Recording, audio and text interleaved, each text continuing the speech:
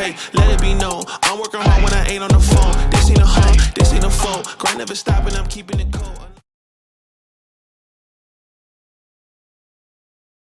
Excuse me, ma'am, you look absolutely astonishing. You think I can get your number? First, tell me more about yourself. I graduated Harvard with a 4.6. I'm an entrepreneur that owns multiple businesses as well as a millionaire. Ew, no, you don't have dreads. Excuse me, man, you about fat as a tick, and I think I can do the trick. You think I can get your number? First, tell me more about yourself. I'm a blue-collar worker. I work very hard. I make 6 figures a year. And if you live with me, you never lift a finger in your life, little baby. Ew, no, you don't have Jordans on. Excuse me, beautiful. I cut these flowers for you because they're just as beautiful as you. You think I can get your number? Ew, no, you're too nice. It's a parade inside my city, yeah. What's up, little baby? You think I can get your number? Yeah, tell me more about yourself. I got 10 felonies, I got 10 baby mamas, and I don't take care of my kids. Do you at least have a car? Nope. Oh my God, you're so fine. Give me your number. Excuse me, man, you got any change to spare? No, I don't. Can I at least get your number? Tell me more about yourself. I'm a bum. I ain't take a shower in 3 weeks, and I collect cans. Aw, poor thing. You're so fine. You can come home with me. Say less. Wow. So if you were that homeless man, would you date her? Yeah, of course. Knowing her history of just saying nah to every goddamn body, because she goddamn. I don't have to be grateful for shit. That's what she is. All right. That's what she definitely is. Nah, that shit is facts. Facts. Facts, dog. Facts. Listen, and I'm not being gender specific. That shit is facts for both men and women. Like, and keep it a buck. People want people that they can fix, or people want people that have issues. In some cases, more issues than them already. It's toxic. Like, you're toxic. Obviously, if you like those toxic traits, then you're probably a toxic person. But 9 times out of 10, that's the things that attract people. Something that they can fix, something that's already broken, something that got some issues, something that, you know, might need to put some work in for whatever reason. In some cases, that's people wanting to be like, oh, you know, I helped them out, or I fixed them up, or I got them straight. You know what I mean? I got them on their feet. Now they good. You know, people like, I guess, to feel that about themselves, that they did something for somebody else. But yeah, the dude with the good job that got everything going for himself, and come at them the right way. No, people don't want that person. Women, you ever did that? You ever the dude. You asking me, have I ever done that? Yeah, before, you know what I mean? You could have had a great awakening. I don't know. Like, before I married you, what was your life like? Yeah. That's funny. I mean, I've done not exactly that. She was talking about, oh, I wouldn't be with you because of your shoes. Like, I was not petty. It would have to be something that I don't think will align with me long term. So, like, specifically, let's say one person has a female best friend, but you hanging with the female best friend longer than you're hanging with me, and you got money or whatever the case is, you got a lot of good things going for you, but you got that, I'm gonna say no, I'm good. But that's just me though. Yeah, I've seen that before though. Like, I've seen in some cases some women would be like, no, I don't want a well put together dude right now. Because that's not what I'm looking for right now. What? I've never heard of that one. There's women out there, they don't want a well put together dude because they just want something like a little fling or a little mess around or a little something on the side. So they get a dude that's less appealing to them for one specific reason or a specific purpose, for some sex or for some good conversation. Or homeless dude might be funny as hell. Might be a little Dave Chappelle on the side, you know what I mean? But yeah, I seen videos about that. Like a lady, the guy was selling jokes. He was homeless, and he was able to get, like, you know, her number because he was telling her jokes and stuff. So yeah, man, you got a point. But let me get to I mean, I guess it's because, like, if you got somebody that's so in a position that's so, let's say, low, homeless is low, that person would do any and everything for you. So she wanted someone that just gonna say yes all day. That's what that is. Yeah. Let me see. I'm gonna get this super chat. He said, Eugene, appreciate that, brother. Let me get the horns for you. Appreciate that.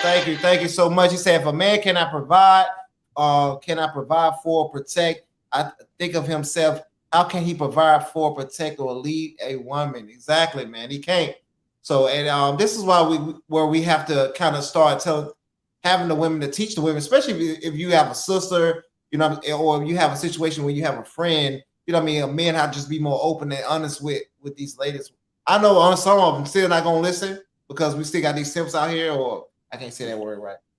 Listen.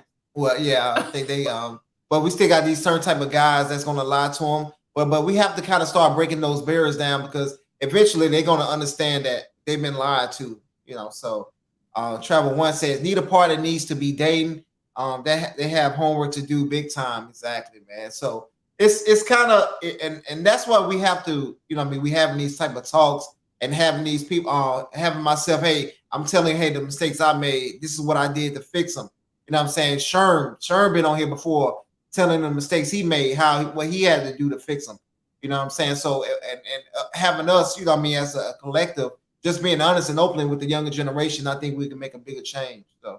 So just, you know, with this, it was a funny video, but it was kind of sad because there are a lot of guys that are actually in that situation. And those are the ones who are not able to have kids at 40 years old.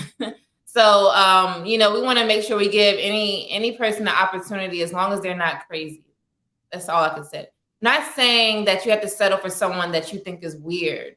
That you still have to align. Like you still should be able to have a conversation and be comfortable. But don't think that you're going to get everything that you want, because some of the things you want is like kind of unrealistic, some of the stuff. So just make sure that you give somebody a chance. If they're nice, they treat you good, you know, and they got a whole bunch of good stuff for you, then be good with it.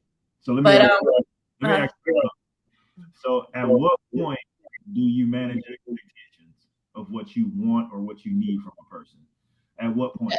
You said, do you manage it? Yeah, at what point should you be managing those expectations?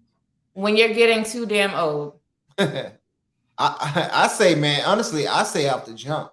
Like when you're younger too. Because like you got to make sure your expectations are reasonable, right?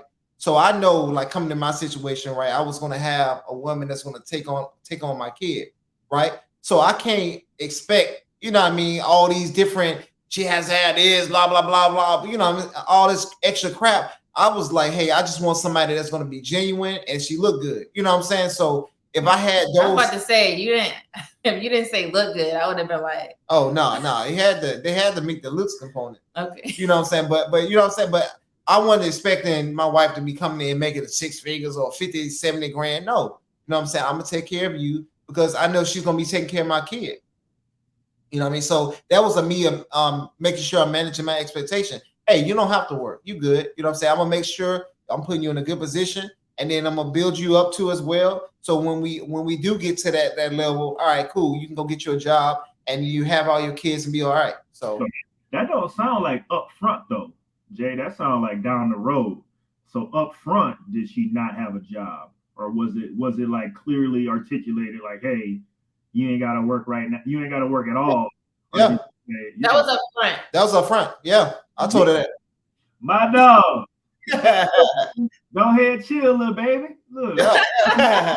Yeah, man. I mean, so it's kind of like you want to make sure whatever you're managing, you don't take something that's serious off the list. Then you got to know which one is like lifelong of happiness with you and that person. Keep that on that side. But the stuff you're like, I could deal with that, then you could kind of push that over and then proceed. Because, you know, you don't want to just miss blessings because of one little thing that she didn't have. Whatever that may be. I don't know. You know, and then my son was two, so he was younger. You know what I mean? So I knew that I needed like a mother figure in his life, especially, you know, after the divorce. I was like, all right, cool. I need to go find him somebody that's going to be that mother figure in my household. You know what I mean? So I was because a lot of ladies, once they get over a relationship, they like, I don't need no man. No, I was like, hey, I need to get a woman in his life.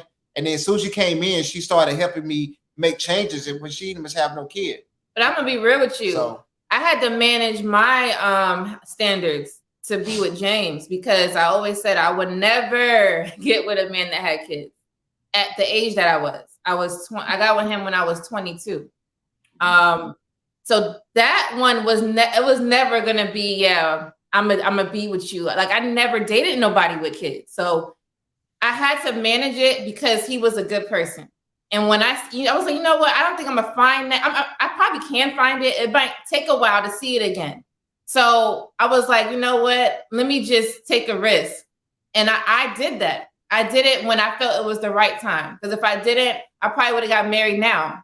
You know, so it just would have been a lot later, and I wouldn't have the life that I have now. So, you know, just make your own judgment, whatever your timing is. Hey, okay, let it be known. I'm working hard when I ain't on the phone. This ain't a home, this ain't a phone. Grind never stopping, I'm keeping it cold.